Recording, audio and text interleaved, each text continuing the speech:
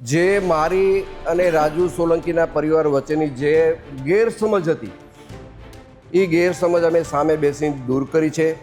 મારે આ પ્રકરણમાં વધારે એવું કહેવું છે કે સમગ્ર પ્રકરણ જ્યારે બન્યું ત્યારે સામાન્ય ઉગ્ર બોલાચાલીનો મામલો હતો.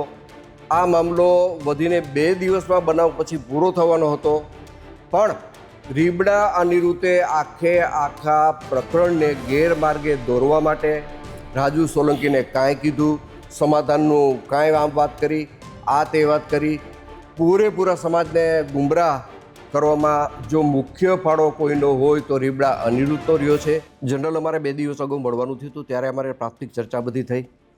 ચર્ચાના અંતે આજે મળવાનો અમારે ફરીથી નિર્ણય થયો.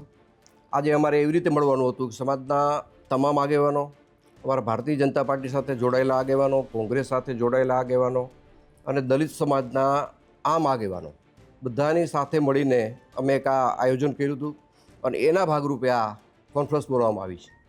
થોડા દિવસ પહેલા દલિત સમાજ દ્વારા જે ભોગાવદર ખાતે મિટિંગ યોજાણી હતી, એને લઈને પણ આક્ષેપો કરવામાં આવ્યા. મારી દૃષ્ટિએ મેં કોઈ આવી વાતો સાંભળેલી નથી, પણ આ આજુબાજુમાંથી મને એવી વાત મળેલી કે ભાઈ રાજુભાઈ સોલંકીએ કોઈ મોટા પૈસાનો સોદો કરીને આ સમાધાન કર્યું છે. તો હું સ્પષ્ટતા કરું છું કે આ સમાધાન બાબતે રાજુ સોલંકીએ એક પણ રૂપિયો મારી પાસેથી લીધેલો નથી, એની હું નિષ્ઠાથી ચોખવટ કરું છું. રાજુ સોલંકીએ જરૂર મારી પાસે એક વાત રજૂ કરી છે, પણ એમાં રાજુ સોલંકીનો કોઈ સ્વાર્થ નથી. રાજુ સોલંકીએ મારી પાસે એ વાતનો પ્રસ્તાવ મૂક્યો હતો કે હું અમારા સમાજની ગરીબ દીકરીના સમૂહ લગ્ન કરવા જઈ રહ્યો છું, સમાજ પાસેથી મારે ફાળો લેવાની ઈચ્છા નથી, તમે મને આ સમૂહ લગ્નમાં ભોજન સમારંભના ખર્ચમાં તમારે મને મદદ કરવાની છે અને આ ભોજન સમારંભ તમારે મને કરાવી દેવાનો છે. અને એમાં મેં રાજુને હા પાડેલી છે. બાકી રાજુએ કોઈ રોકડા પૈસાની વાત, કોઈ સમાધાન પેટે સોદાની વાત રાજુ સોલંકીએ મને ક્યારેય કરેલી નથી. રાજુ સોલંકી ક્યારે એક પણ પૈસાનો મારે વહીવટ થયેલો નથી. હું બધાને વિનંતી કરું છું કે આ પ્રકરણને અવળે રસ્તે દોરવા માટે, ગુમરાહ કરવા માટે જે વાતો સમાજની વચ્ચે મૂકવામાં આવે છે, એમાં મૂળ મુદ્દો પૈસા છે. પૈસાની આ સમાધાનની અંદર કોઈ વાત નથી આવી, પૈસાનો કોઈ સોદો નથી. જે મારી અને રાજુ સોલંકીના પરિવાર વચ્ચેની જે ગેરસમજ હતી એ ગેરસમજ અમે સામે બેસીને દૂર કરી છે. મારે આ પ્રકરણમાં વધારે એવું કહેવું છે કે સમગ્ર પ્રકરણ જ્યારે બન્યું ત્યારે સામાન્ય ઉગ્ર બોલાચાલીનો મામલો હતો.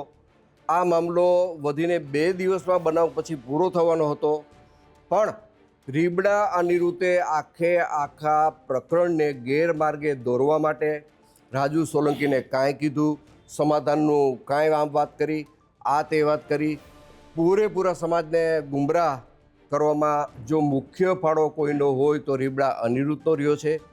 રાજુ સાથે બેઠા પછી મને ઘણી વાતની ખબર પડી કે આ પ્રકરણમાં રાજુ કંઈ દોષિત છે જ નહીં અને આ પ્રકરણને અવળો રસ્તો ચીંધાડવા માટે, આખી વાતને ગુમરાહ કરવા માટે અને પ્રકરણને આખું ડાયવર્ટ કરવા માટે માત્ર ને માત્ર જો આમાં કોઈનો હિસ્સો હોય તો આ પ્રકરણને ગેરમાર્ગે દોરવામાં રીબડા અનિરુદ્ધનો હિસ્સો છે. રાજુ સોલંકીએ ક્યારેય પૈસાની વાત કરી નથી. રાજુ સોલંકીના પુત્ર જે મારી બાજુમાં બેઠો છે સંજય, એમને કોર્ટ સમક્ષ જે કાંઈ બનાવની હકીકત હતી એ હકીકત કોર્ટ સમક્ષ એને રજૂ કરી દીધી છે.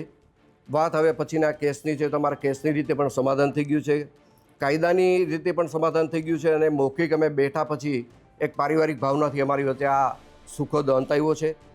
આ વસ્તુને કોઈ અવળે રસ્તે ન દોરે, કોઈ જુદી રીતે ન જોવે.